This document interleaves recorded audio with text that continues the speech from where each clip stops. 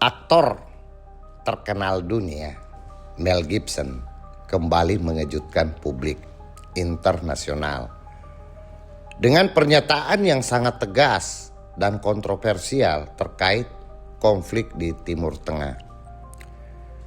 Dalam pernyataannya yang kini viral, Gibson menekankan pandangan bahwa perdamaian global tidak akan tercapai tanpa sikap tegas dari seluruh dunia. Dia mengatakan, jika dunia menginginkan perdamaian, ia harus bersatu melawan Israel. Pernyataan ini langsung menjadi sorotan utama, menjadi topik hangat dan perbincangan di berbagai media massa maupun platform sosial. Ucapan sang aktor menuai beragam respon, mulai dari dukungan luas dari masyarakat yang peduli kemanusiaan hingga perdebatan tajam di kalangan pengamat politik internasional. Kiprah Mel Gibson dalam menyuarakan isu ini dianggap sebagai bukti bahwa kesadaran akan situasi Palestina dan kawanan sekitarnya kini semakin meluas, bahkan hingga ke kalangan figur publik dan selebriti dunia. Nah, di sini dari konten saya kemarin yang mengatakan bahwasanya tentang tanah perjanjian ada apa tidak. Nah, disinilah jasa dari Inggris yang memulangkan orang-orang Yahudi ini di sini yang tidak menetap tempat tinggalnya di Eropa. Dan ingat peristiwa besar yang dilakukan oleh Hitler, peristiwa Holocaust di sini yang membantai orang Yahudi sekitar 6 juta. Tapi banyak versi yang mengatakan lebih dari itu. Nah, memang niat untuk mengembalikan mereka ke tempat yang dikuasain oleh Inggris, saya katakan itu memang secara kemanusiaan, karena di Eropa tanpa tempat tinggal atau dalam istilah nomaden, menyebar kemana-mana. Nah, sekarang dengan diberikannya peluang kembali ke Israel, malah justru mereka menganggap dirinya sama dengan beberapa kitab-kitab suci yang ada, baik di dalam Injil maupun di dalam Al-Quran. Dia katakan bahwasanya saya ini adalah Bani Israel yang memiliki dan berhak atas tanah Palestina. Jika demikian, ya saya katakan bahwasanya keadilan Allah kita pertanyakan.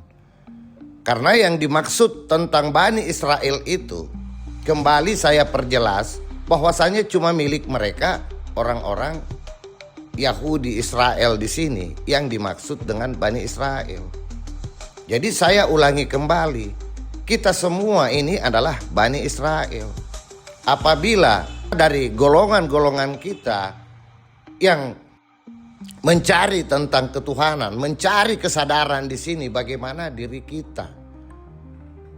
Jika benar apa yang dimaksud tentang Bani Israel itu adalah mereka, maka saya katakan bertolak belakang dengan apa yang dia cari.